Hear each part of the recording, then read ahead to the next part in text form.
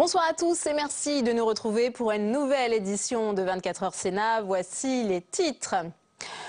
Réforme des retraites vers un rejet du Sénat. La discussion de la première réforme de gauche dans ce domaine a débuté cet après-midi. Sans surprise, le texte ne devrait pas être voté par les sénateurs. Écotaxe, réunion d'urgence demain matin à Matignon. Le gouvernement va-t-il lâcher du lest face à la colère des manifestants bretons? Stéphane Le Foll, le ministre de l'Agriculture, promet d'améliorer le dispositif. Après la reculade de l'exécutif sur l'épargne, le gouvernement est-il débordé sur le front fiscal? C'est le débat de ce 24 heures Sénat. Mais pour commencer, on va tout de suite prendre la direction de la tribune de presse de l'hémicycle pour retrouver Perrine Tarnaud. Bonsoir Perrine. Bonsoir Delphine. Alors la séance se poursuit. Les sénateurs ont donc entamé l'examen du projet de loi de réforme des retraites. Et ce qu'on peut dire, c'est qu'il n'y a pas vraiment eu de grandes envolées. C'est un débat qui se vit sans passion. Exactement, les débats, la discussion générale autour de ce projet de loi du gouvernement a débuté ici au Sénat cet après-midi à 15 h dans un hémicycle plus que clairsemé, vous pouvez le constater ce soir derrière moi. Alors des débats qui sont vraiment loin d'être passionnés, on est loin, très loin des débats par exemple de 2010 autour de la réforme Fillon déjà sur les retraites. Et d'ailleurs cet après-midi pendant la discussion générale, eh bien, le sénateur écologiste Jean Desessard a semblé regretter ces débats passionnés de 2010. On l'écoute. Vous l'avez dit, la réforme n'allait pas résoudre tous les problèmes. Mais bon, 3 semaines de débat quand même. On a tenu samedi et dimanche. J'ai même appris, grâce au sénateur Fischer, la convention collective des ouvriers chapeliers et d'autres. Nous avons eu une bonne formation sur les conditions ouvrières et sur l'ensemble des droits. Bon. Alors aujourd'hui, ce qui est différent, non pas le thème, mais c'est que c'est sous un gouvernement de gauche et des écologistes. Ça se sent, ça se voit tout de suite. Article 1er. L'article 1er. Réaffirmation de notre attachement au système de répartition. Alors cette année, sur le projet de loi du gouvernement Ayrault, eh bien près de 400 amendements ont été déposés ici au Sénat, dont une bonne grosse moitié de la part du seul groupe communiste de la Haute Assemblée, le groupe communiste qui déjà en 2010 était à la pointe du combat contre la réforme Fillon. Les communistes qui veulent donc améliorer le texte actuel, ils veulent notamment éviter que ne pèse sur les jeunes générations eh bien, la seule responsabilité du redressement du régime des retraites. Du côté de la droite, eh bien, l'UDI comme l'UMP sont évidemment contre le texte du gouvernement Ayrault. La droite dénonce le manque de réformes structurelles et surtout une sous-évaluation du déficit du régime des retraites. Écoutez sur ce point Gérard Longuet, il est l'orateur du groupe UMP du Sénat sur ce projet de loi retraite. Dans cette réforme, dans l'analyse de la crise du régime de retraite, il n'apparaît que pour le gouvernement socialiste, une seule évidence s'impose. Il y a une bosse, elle se situe entre 2020 et 2035 et l'essentiel serait de mobiliser des fonds par l'allongement de durée de cotisation, qui pèsera sur ceux qui aujourd'hui ont moins de 40 ans et qui vont donc avoir la double peine de cotiser pour eux-mêmes et de payer les dettes des générations qui les ont précédés et qui n'auront pas eu le courage de tirer les leçons d'une analyse qui, chers collègues, est hélas beaucoup plus grave. Et puis du côté des autres partenaires du Parti socialiste, des partenaires de gauche sur ce texte, leur position, eh bien les radicaux et sans doute aussi les écologistes vont s'abstenir sur ce texte. Il n'y aura donc pas, vous l'avez dit tout à l'heure Delphine, dans les titres de majorité ici au Sénat pour adopter le projet de loi du gouvernement sur les retraites. Un vote final qui devrait intervenir soit à la fin de la semaine si les discussions vont assez vite, soit sinon au début de la semaine prochaine.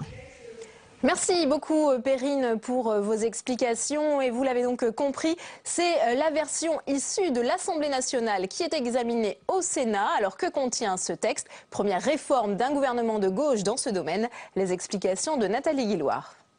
Le projet de réforme des retraites face aux sénateurs, mais version Assemblée nationale. Premier volet, assurer la pérennité des régimes de retraite.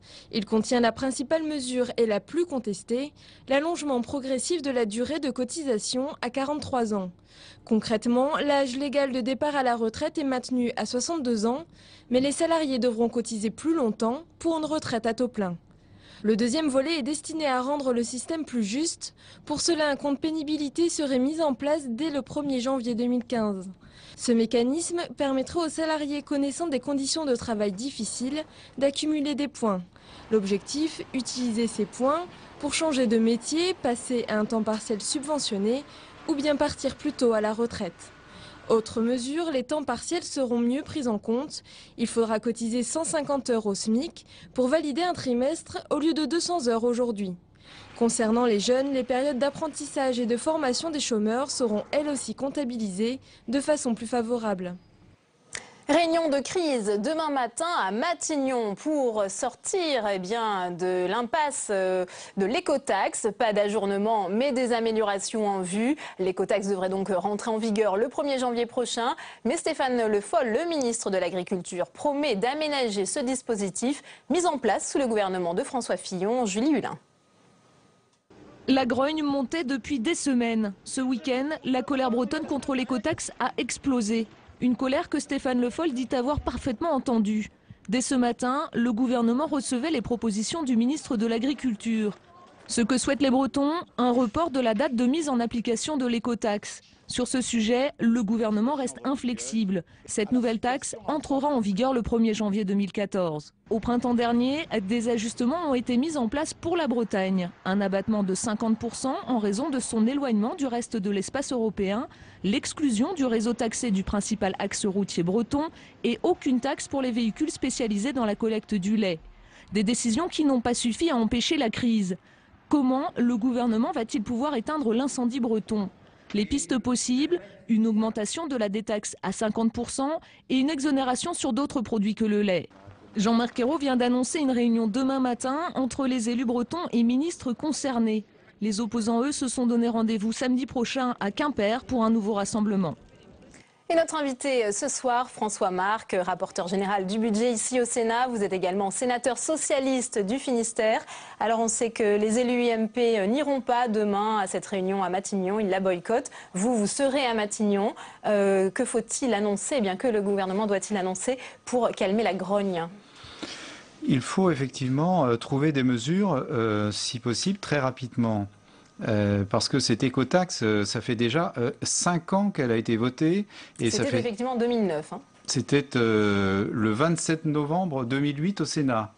Et nous, socialistes bretons, nous avions voté contre, compte tenu justement des inégalités qui étaient très clairement manifestées et des distorsions de concurrence qui étaient dénoncées par l'ensemble des acteurs économiques. Depuis 5 ans, on n'a pas trouvé les dispositions et ce que le gouvernement Juppé avait adopté comme mesure en mai 2012 avant de quitter le gouvernement, évidemment, n'est pas opérant. Et il y a eu des ajustements techniques depuis par M.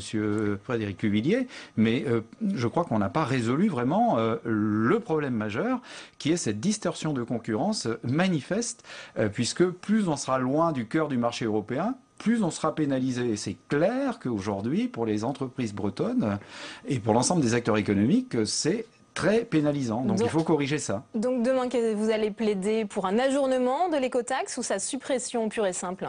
S'il est encore possible, d'ici au 1er janvier 2014, de trouver les ajustements indispensables pour une mise en œuvre dès 2014, pourquoi pas? Mais si ces ajustements et tout le travail que ça nécessite, puisque aujourd'hui on considère que c'est une véritable usine à gaz, ce dispositif qui a été mis en place, je le rappelle, depuis déjà plusieurs années, eh bien, s'il faut plus de temps pour le corriger et le corriger profondément, eh bien, à ce moment-là, il faut faire un ajournement avant la mise en œuvre effective. Mais après tout, il est peut-être possible, en travaillant d'arrache-pied, je crois qu'il y aura des simulations qui vont être opérées durant toute cette nuit pour que demain, à la réunion de Matignon à 10 h, on puisse avoir sur la table un certain nombre de propositions concrètes qui seront annoncées et soumises à l'appréciation des élus présents. Je regrette d'ailleurs que ceux qui ont été les pères de cette écotaxe, c'est-à-dire les élus UMP et UDF, s'affranchissent de cette nécessité de dialogue qui aujourd'hui est appelée appelé de toutes parts. Et je ne comprends pas très bien pourquoi il y a le principe de la chaise vide qui semble aujourd'hui être dominant de ce bord politique-là. Est-ce que vous pensez que le gouvernement a suffisamment pris la mesure de la colère des manifestants en Bretagne, vous qui êtes élu du Finistère? Je crois que le gouvernement mesure l'étendue du mécontentement aujourd'hui. Ce mécontentement est alimenté par une crise sans précédent dans les secteurs agricoles, agroalimentaires en particulier. Et on sait tous les problèmes que l'on a aujourd'hui. Et je crois dès lors qu'au gouvernement, on a aujourd'hui pleinement conscience de la gravité de la situation. Donc moi j'attends dès demain des annonces fortes, peut-être déjà des mesures, si elles ont été simulées d'une façon satisfaisante, mais en tout état de cause, une modification profonde du dispositif tel qu'il est annoncé aujourd'hui. A priori, le gouvernement n'envisage pas la suppression de l'écotaxe. Stéphane Le Foll a annoncé que sa suppression coûterait 800 millions d'euros. Ça enverrait un geste aussi, bien peut-être serait un mauvais signal envoyé à la population de revenir sur cette écotaxe. Écoutez, nous sommes actuellement dans une difficulté majeure qui est de rééquilibrer les comptes de la France. Et cette disposition qui a été mise en place avec l'écotaxe stipule que l'on doit rémunérer Ecomove, la société qui fait la collecte de cette taxe, de 800 millions d'euros, effectivement, si on abandonne le système aujourd'hui. C'est un engagement qui a été pris, c'est un contrat. Bon, dès lors, on voit bien dans quel imbroglio on a plongé aujourd'hui ce gouvernement à travers ce dispositif d'une complexité invraisemblable, avec des contrats passés avec des sociétés privées pour le recouvrement et un coût invraisemblable puisque le quart de cette taxe va servir à payer cette société pour le recouvrement. Donc on est dans un système vraiment assez incroyable tel qu'il se présente à nous aujourd'hui. On va François Marc, vous parlez d'imbroglio, mais on va le voir, à force d'aménagement, l'écotaxe pourrait peut-être être censurée par le Conseil constitutionnel. C'est la question que l'on peut se poser, car il y a déjà eu un précédent. Jérôme Rabier. L'écotaxe pourrait-elle subir le même sort que la taxe carbone, censurée fin 2009 par le Conseil constitutionnel et depuis toujours pas appliquée? La question peut légitimement se poser. Rappelez-vous, le dispositif était censé taxer les entreprises polluantes. Le gouvernement Fillon avait exempté le transport de passagers, y compris aériens, les raffineries ou encore les centrales thermiques. Le Conseil constitutionnel avait jugé que trop d'exonérations constituaient une rupture caractérisée d'égalité devant les charges publiques. En clair, certaines entreprises étaient lésées par rapport à d'autres. Issue du même Grenelle de l'environnement, l'écotaxe pourrait elle aussi se voir censurée du fait des nombreuses exonérations promises par le gouvernement Ayrault. Si les sages de la rue de Montpensier ont validé le principe de la taxe, il pourrait être saisi dans un futur proche d'une question prioritaire de constitutionnalité. Ainsi, un producteur d'Auvergne pourrait se plaindre d'une différence de traitement par rapport à ses confrères bretons. Le dispositif aurait alors de bonnes chances de se voir retoqué, même aménagé. Le feuilleton de l'écotaxe est donc bien loin d'être terminé. François Marc, une réaction, le Conseil constitutionnel pourrait censurer cette écotaxe? Eh bien, si le Conseil constitutionnel va dans cette direction et censure le dispositif écotaxe, la réponse sera évidente pour tous. Ça voudra dire que le système d'écotaxe aujourd'hui est supprimé dans sa mise en œuvre et qu'il faudra imaginer autre chose. Il est clair qu'aujourd'hui, une fiscalité écologique est jugée souhaitable par beaucoup de nos concitoyens, mais ce système de fiscalité écologique a été très mal conçu parce que normalement, une fiscalité écologique avec une nouvelle assiette doit supprimer un autre impôt. Et ça n'a pas été fait. Il n'y a pas suppression d'un autre impôt. Ça doit être fait pour les entreprises. Et deuxièmement, une fiscalité écologique ne doit pas créer de distorsion de concurrence. Si on crée des inégalités, il est clair que dans le pays, il y aura de toutes parts des incompréhensions et des révoltes. Et en l'occurrence, cette fiscalité écologique aujourd'hui, elle est viciée. Elle était viciée dès son origine, ce qui explique les difficultés que l'on rencontre aujourd'hui. Merci François Marc. Vous restez avec nous. 24 heures Sénat, tout de suite le débat.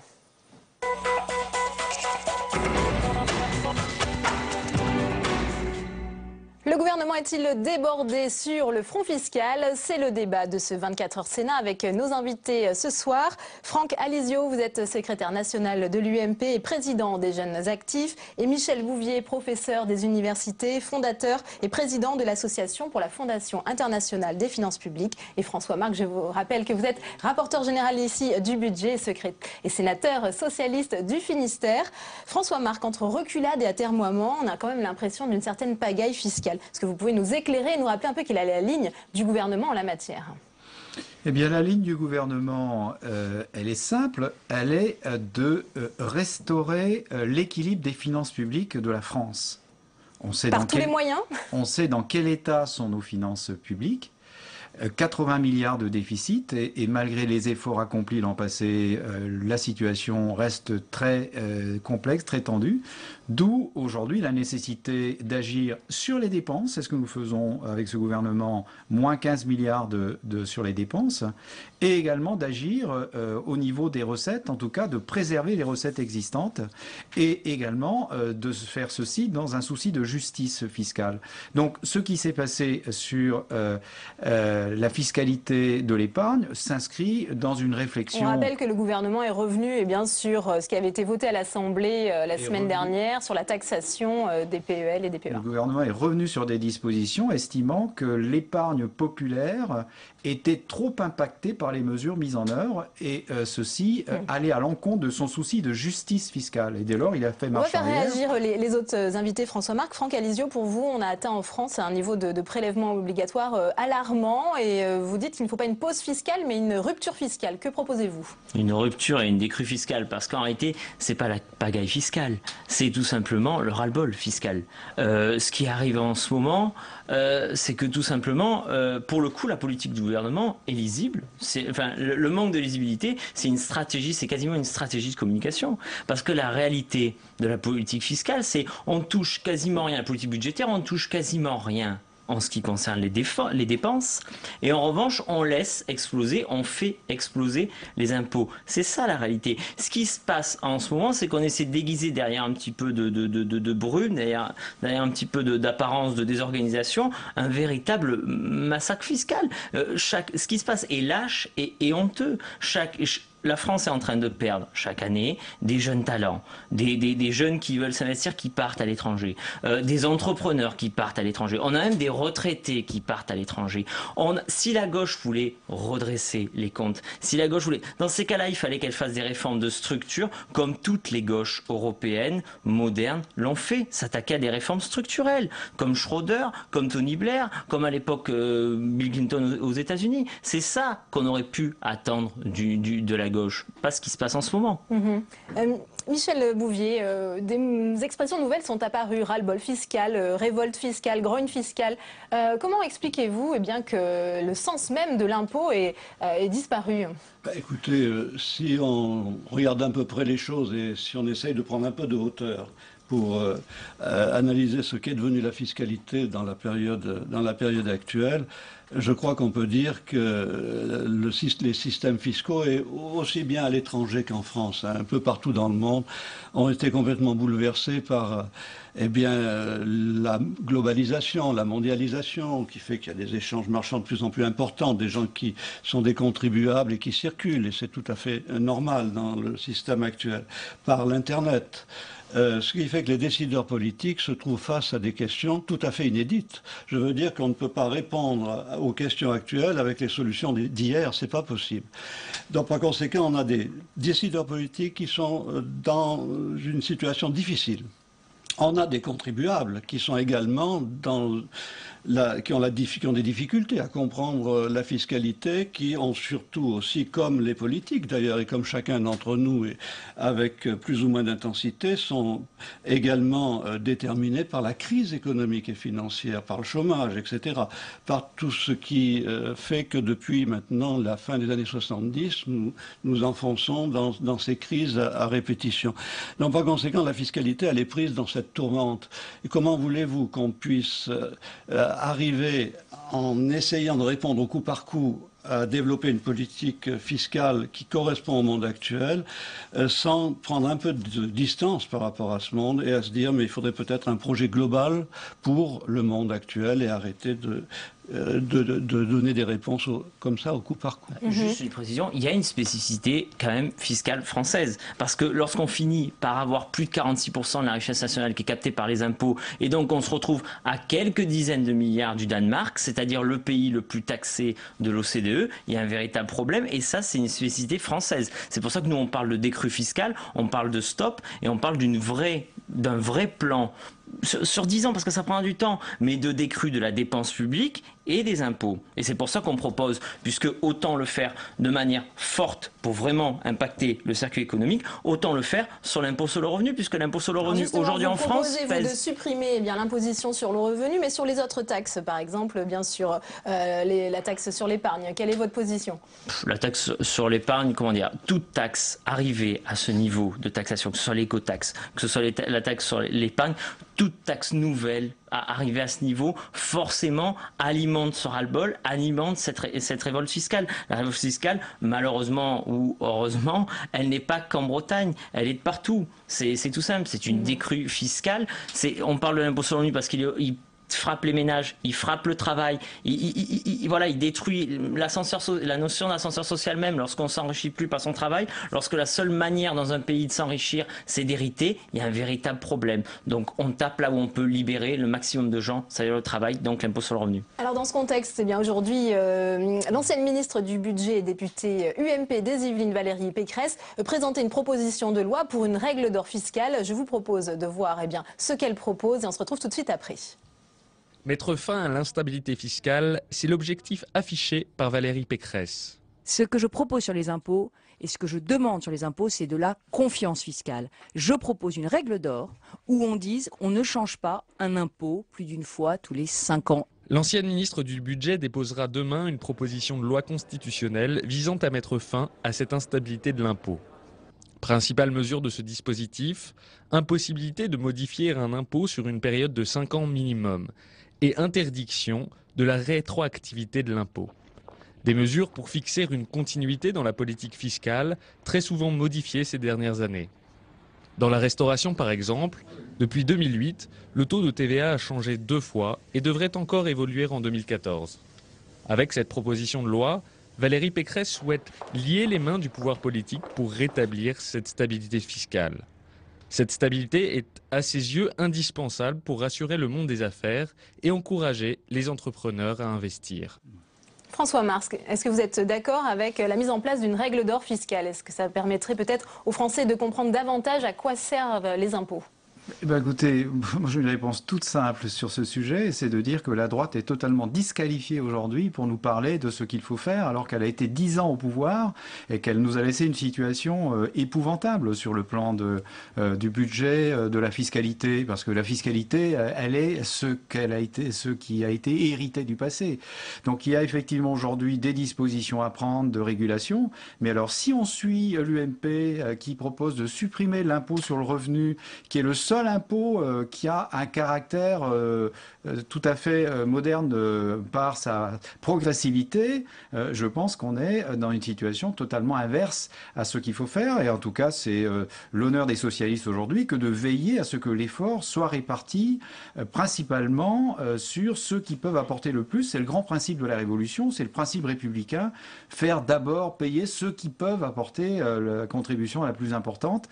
Or, en supprimant l'impôt sur le revenu, on sait très bien que, comme l'avait fait Sarkozy quand il est arrivé au pouvoir, ce sont les classes les plus aisées que l'on va à nouveau favoriser. Donc on ne peut pas accepter ce genre de proposition. Ça me paraît Michel être à Bouvier, contresens. peut-être une réaction à cette règle d'or fiscale. Est-ce que c'est un élément important de stabilité qui permettrait aux Français de mieux comprendre pourquoi ils payent des impôts? Je ne pense pas que ça leur permettrait de mieux comprendre, mais je crois que c'est une vieille question et je suis tout à fait d'accord avec ça. Je veux dire que la sécurité fiscale, pour un fiscaliste, c'est essentiel. Pour une entreprise, c'est essentiel. Pour les les particuliers, c'est aussi essentiel. On ne peut pas changer de règles du jour au lendemain. C'est vraiment une vieille question, la question de la sécurité fiscale. Je voudrais rajouter une chose, c'est que l'impôt sur le revenu, c'est pas seulement l'impôt sur le revenu qui s'appelait autrefois sur les personnes physiques que nous connaissons tous, c'est aussi la CSG qui représente plus de 90 milliards d'euros. C'est beaucoup plus que l'impôt sur le revenu, en fait. C'est un autre impôt sur le revenu. Nous avons deux impôts sur le revenu en France. Un impôt sur le revenu à taux progressif et un impôt sur le revenu à taux proportionnel. Et la vieille question qui revenait sans arrêt entre les majorités et les oppositions de toutes les époques, c'est de savoir est-ce que l'on va fusionner les deux et si on fusionne, comment? Progressivité, proportionnalité. Proportionnalité, ça veut dire qu'il y a un seul taux. Progressivité, ça veut dire que vous êtes imposé en fonction de l'évolution de votre revenu selon différents taux. Franck Alizio, alors sur la proposition de Valérie Pécresse. Tout à fait. Et pour répondre également allez-y, on vous écoute. À monsieur le sénateur. Sur la proposition de Valérie Pécresse, franchement, c'est le minimum qu'on puisse demander. C'est le minimum qu'on puisse demander pour les acteurs économiques, pour que ça fonctionne, pour que tout le monde puisse évoluer, en effet, dans une société, dans une économie de confiance. C'est le minimum. Bon. Alors, tout d'abord, la proposition sur la suppression de l'impôt sur le revenu, ça n'engage que les trentenaires. On a la chance d'être une structure au sein de l'UMP où on a le droit de s'exprimer et où on a lancé des idées différentes de ce que le président de l'UMP pourrait prendre. À partir de quel âge on paierait des impôts sur le revenu, alors, dans votre proposition? On supprime l'impôt sur le revenu tout court, mais c'est une proposition des trentenaires, je veux dire. C'est pas une proposition de l'UMP tout entière. L'argument, puisque l'UMP a gouverné à un moment ou à un autre la France, alors elle n'a pas le droit de parler. Bon, déjà, ça fait le jeu du Front National, mais c'est comme si je vous disais à vous, vous êtes sénateur depuis une quinzaine d'années, donc vous êtes comptable de tout ça et vous n'avez plus le droit d'ouvrir la bouche sur quoi que ce soit. C'est pas un argument qui peut être recevable. Sur l'impôt sur le revenu, ça c'est une question de philosophie. La progressivité, c'est travailler plus pour gagner moins. L'équité, c'est la proportionnelle. Ce qu'on propose, c'est une forme de fusion de l'impôt sur le revenu et de la CSG, puisqu'on dit supprimons l'impôt sur le revenu qui est spoliateur, qui décourage le travail, l'investissement, la consommation, bref, qui décourage vraiment les forces vives de la nation, et en revanche, créons une deuxième tranche, une tranche supérieure à la CSG pour vraiment les plus hauts revenus, par exemple 10 fois le SMIC. Et le reste du différentiel, évidemment, puisqu'il faudra récupérer l'argent qu'on n'aura plus avec l'impôt sur le revenu, eh bien déjà l'apport de croissance, le surplus de croissance que va déclencher la suppression de l'impôt sur le revenu va faire augmenter mécaniquement les recettes des autres impôts, donc on va récupérer là-dessus, et puis évidemment qu'il faut réduire la dépense publique. On a 1100 milliards de dépenses publiques, on a 57% du produit intérieur brut qui part, de la richesse nationale qui part en dépenses publiques, c'est juste plus possible. 5 millions de fonctionnaires, c'est juste plus possible. François Marc, peut-être une réaction, puis je voudrais vous poser une autre question, puisqu'on on a vu qu'il y avait quand même bien cette reculade sur l'épargne ce week-end, peut-être demain sur l'écotaxe. On va voir ce que dit le gouvernement. Jeudi, François Hollande recevra les clubs de football sur la taxe à 75%. Il y a ce baromètre BVA qui est paru tout à l'heure, moins 6 points. Le président de la République est à 26%. Eh bien, c'est un record d'impopularité. Est-ce qu'il paye sa politique fiscale? L'impôt n'est jamais populaire. Donc, vous posiez la question d'une stabilisation des conditions de fiscalité. Je suis d'accord. Il faut tendre à stabiliser les choses, que chacun sache vers où il doit aller. Mais il faut aussi mobiliser le pays. Il faut redresser la France dans ses comptes, mais aussi dans son économie et dans l'emploi. Et pour cela, il faut mobiliser les Français. Et les Français se sentiront d'autant plus mobilisés qu'ils ont le sentiment que chacun apporte une juste contribution à l'effort. Or, aujourd'hui, toute la question est celle-là. Et quand on entend les propositions des jeunes UMP qui disent bien il faudrait avoir un impôt proportionnel, un point c'est tout, et plus d'impôts progressifs, on a bien conscience qu'il y a des différences sur le terrain philosophique entre nous. Vous disiez que c'est philosophique.